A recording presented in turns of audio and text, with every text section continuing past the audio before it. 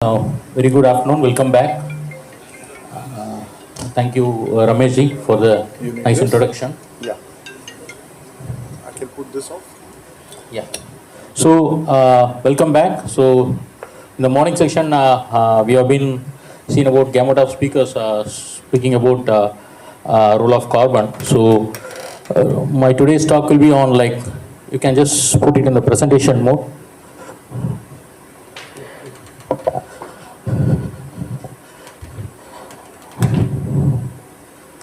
So the interest in carbon came to lead acid battery. So it's not working. So,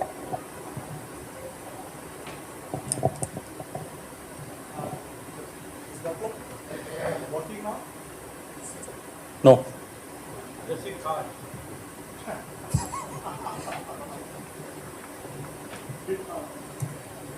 Yeah. Thank you.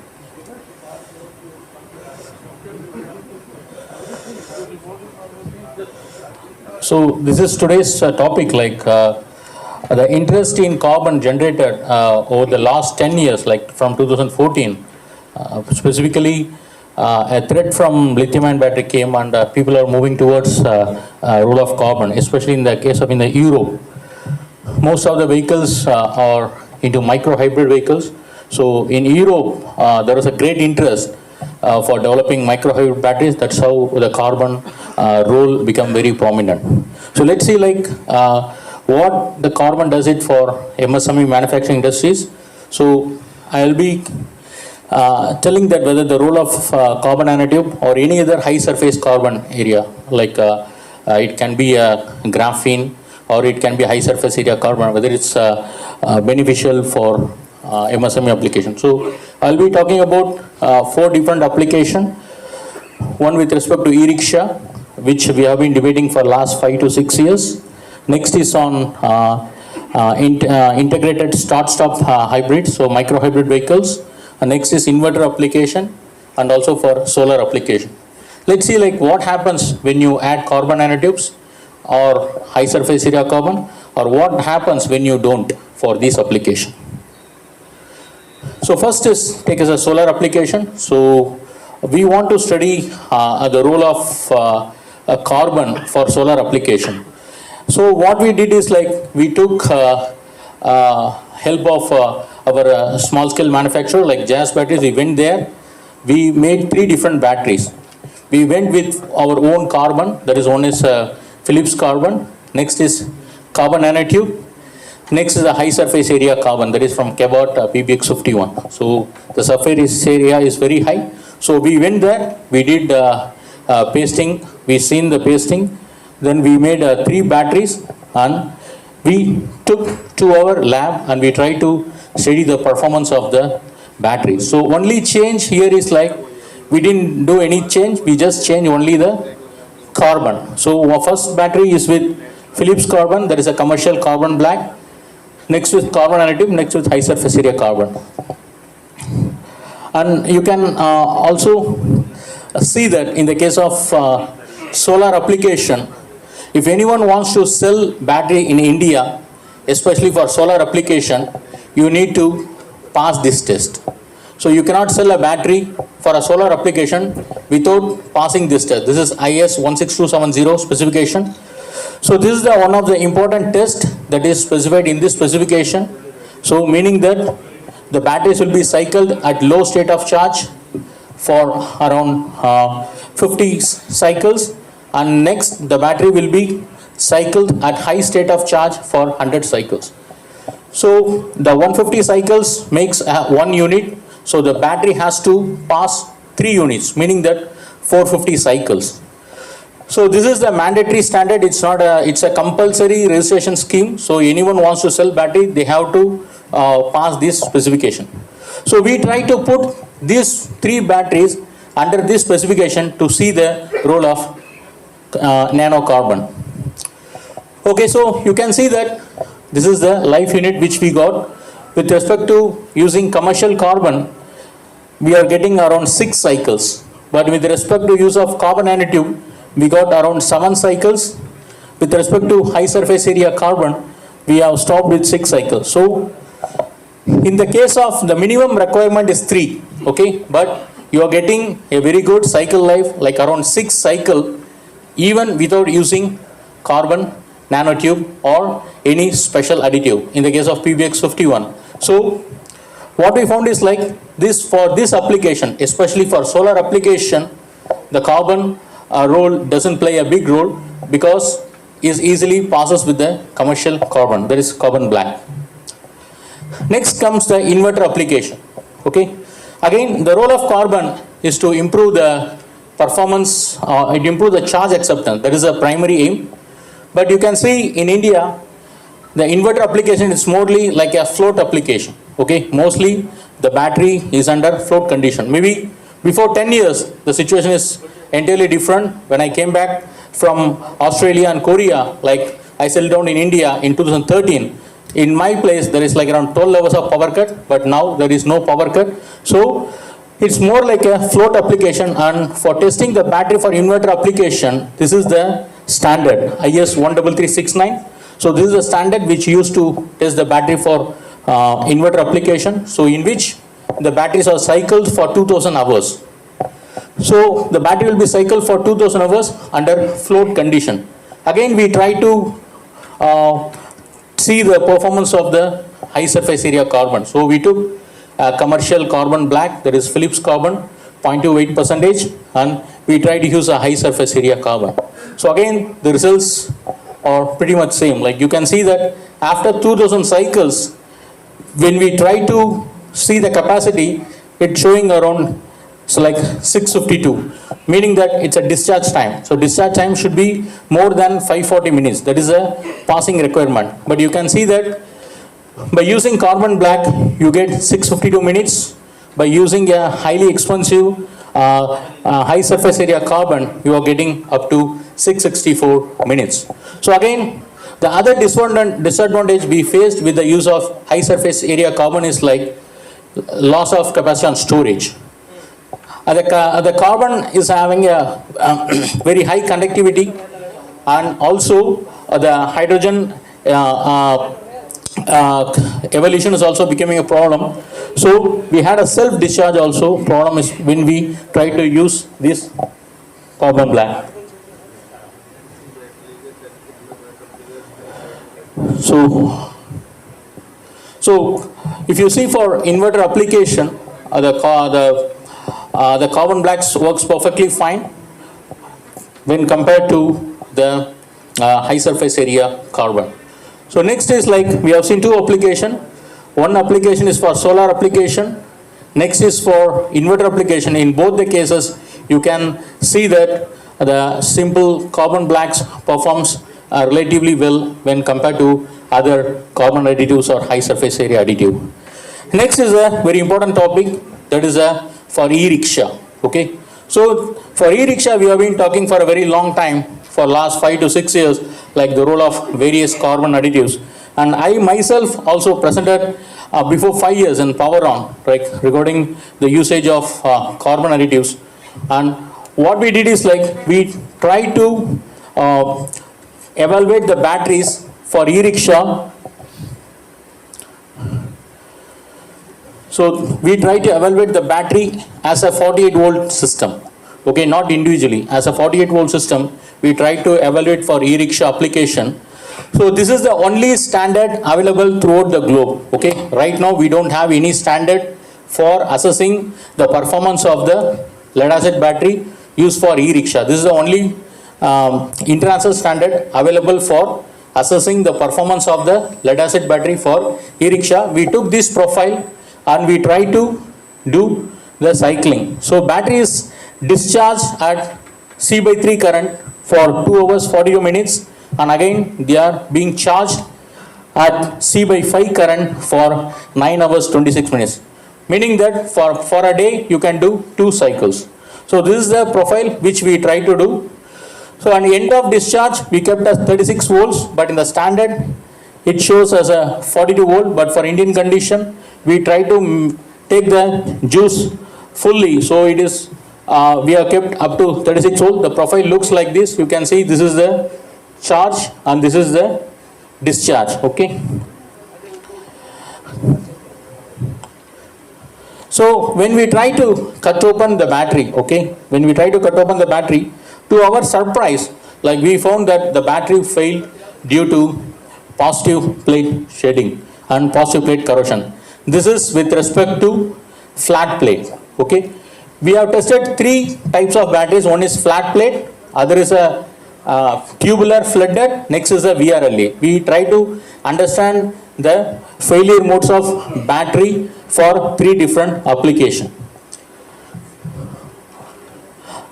Again, like in the case of VRLA battery, we try to cut open the battery and we found that again the failure is on the positive plate. So this is the cut open analysis for a positive, for a VRLA battery. You can see that the positive plate grid corrosion and also positive plate shedding is there. And another important thing what we found is like instead of giving a flat profile, okay, so you can see here usually the discharge profile will be a single plateau, but when we try to do this you are seeing a two different plateau. One is there is a plateau here and after that there is a plateau here. So two plateaus are found in the discharge curve. So this clearly signifies that the positive plate is getting affected when we try to do cycling with this protocol.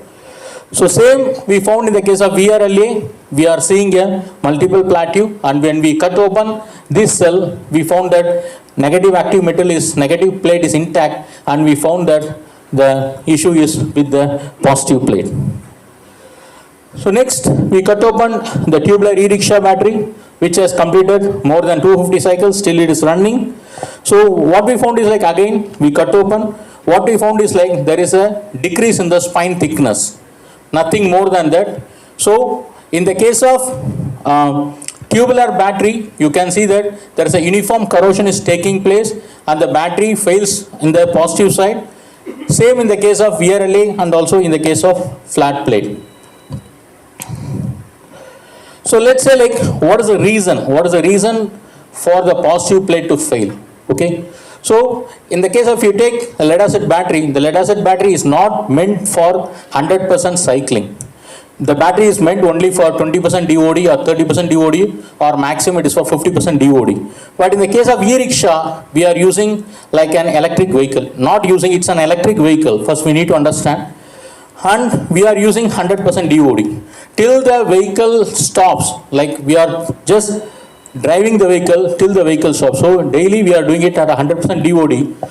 So what happens, this structure PbO2 can accommodate the, every time when you charge and discharge, the PbO2 becomes lead sulfate, and again the lead sulfate converts back into PbO2. So this transformation can be accommodated within the structure when you do up to 60% DOD. But when you increase the DOD from 60% to 100%, what happens? This structure cannot accommodate this volume change, hence the structure breaks. That's a direct relation for the why the positive plate is getting affected here. So next, in the case of flat plate, the flat plate is not in compressed state, so the battery fails very quickly. In the case of e-rickshaw, within 50 to 60 cycles, the battery fails. But in the case of VRLA, the batteries are in a very compressed state, so it comes up to 150 cycles.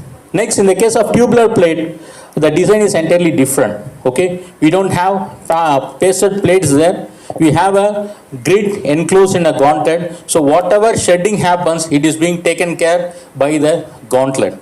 So this is the reason. So the main point what I am trying to focus here is like in the case of e-rickshaw battery, when you take a flat plate, the cycle life is very poor. We are getting only 50 cycles. In the case of tubular positive, we are getting around 200 cycles. In the case of VRLA, we are getting up to 150 cycles. Next, the cycle life and ability to withstand continuous deep discharge is very poor.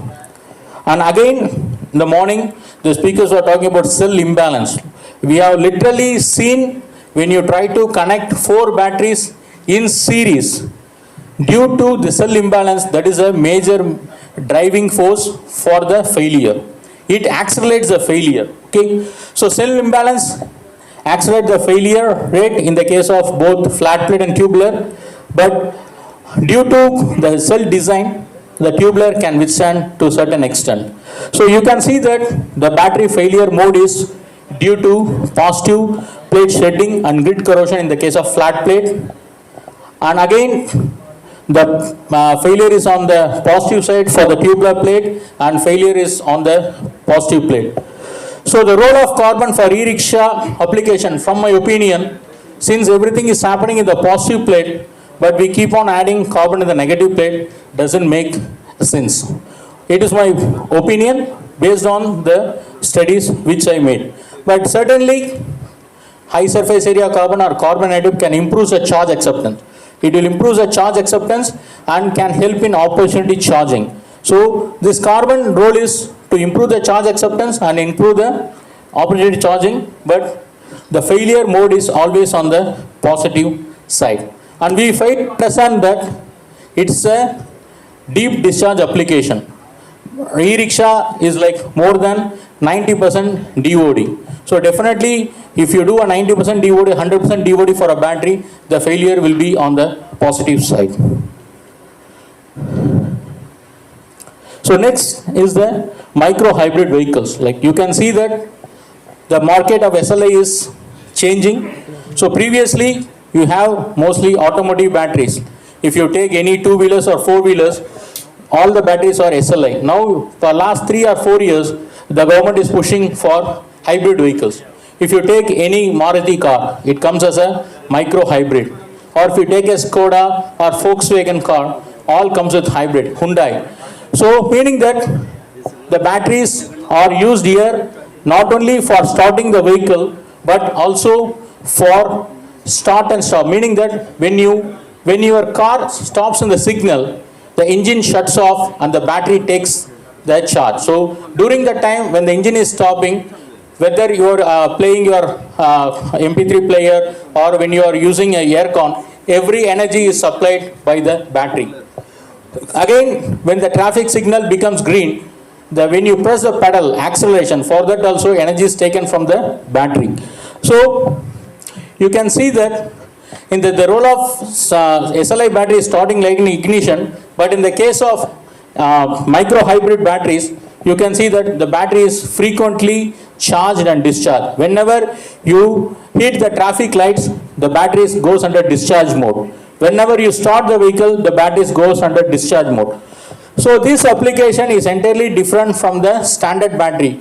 If you try to put the standard battery for this application, the battery will fail prematurely. Okay, so we try to improve the performance of the battery for this type of application. So we try to study different type of application with starting from carbon black, cardboard. We use carbon nanotube, graphene.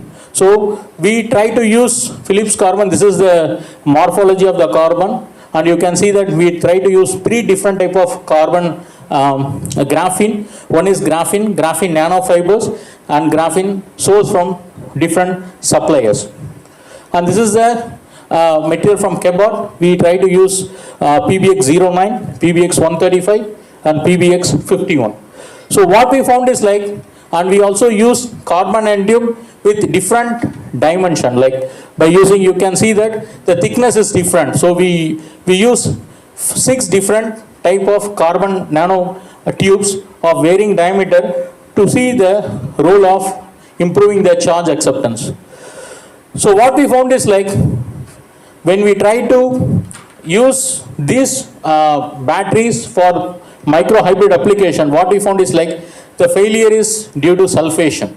Okay, the battery failed due to sulfation in the case of micro hybrid vehicles, and you can see that the lead sulfates are formed, and so this is the result which we have been working for last 5 to 6 years through various projects. We had a project with Reliance, and also it's our own published data. So you can see that whenever we try to use carbon nanotube, we are getting a very high cycle life. Okay, because Here, the application is different, okay? The carbon additive works perfectly fine when you use it for microhybrid application, that is mean high rate partial state of charge cycling condition. You can see that the commercial carbon black is getting only 5,590 cycles, but you can see that when you try to use carbon nanotube, your cycle life significantly increases, like around 6 to 7 time increase in cycle life you are getting when you try to use carbon nanotube. But unfortunately, graphene doesn't work for us because the graphene is like a sheet-like thing. It blocks the pores, so the acid cannot penetrate into this one. So instead of lead sulfate, we ended up in getting lead oxide. So concluding remarks, like the question we intend to answer is like whether high performance carbon is a hero or villain for MSME manufacturers. So in my opinion, the high performance carbon depends upon the application. So whether you are using it for micro hybrid vehicles, you can see that with the failure mode, when we try to use it for e-rickshaw, the failure mode is on the positive side. When you try to use for micro hybrid, you can see that the failure mode is on sulfation, and definitely when the failure mode is on sulfation, definitely the carbon helps in a very big way. In the case of home inverter, again the battery doesn't need a special carbon and it is always under float condition, so you will end up on the positive side. And you can see that in the case of inverter application, manufacturer gives warranty based on the spine thickness, not based on the carbon. So you are having a 24 months warranty, 36 months warranty, 48 months warranty. So this warranty is based on your spine thickness, and carbon doesn't have any role on that warranty. Next, for solar application. In the case of solar application, this is the standard which Indian government specifies. Not only Indian government, globally you take this standard has been developed based on the global specification. So easily with normal conventional carbon black or a Philips carbon black, you can pass this requirement. So in my opinion, for this application, micro hybrid application is being focused only by the large scale manufacturer, especially for like Exide and Amaraja. They are focusing on micro hybrid application because the grid type and everything is very, very different. They are using punch grid and all those things. So when you take, in the case of MSME manufacturer, the bread and butter is e-rickshaw, inverter and solar. So you don't need a special carbon, but how life cycle life can be improved? Getting back to basics or fundamentals. Try to go for increasing the phase density, go for a 4BS structures and ratio of alpha beta, increasing the spine thickness, and most importantly decreasing the variability in manufacturing. So this is a very, very important thing the previous speakers also addressed. Whenever you supply your battery to a two-wheeler or a four-wheeler or an inverter application, the cell imbalance or manufacturing ability is not an issue. But when you try to put your batteries in an e-rickshaw or for high voltage application, this plays a vital role. So in my opinion, like for e-rickshaw application, minimum effect on cycle life, it improves charge acceptance and opportunity charging. For inverter batteries, a minimal effect. So what happens when you don't add high performance carbons or carbon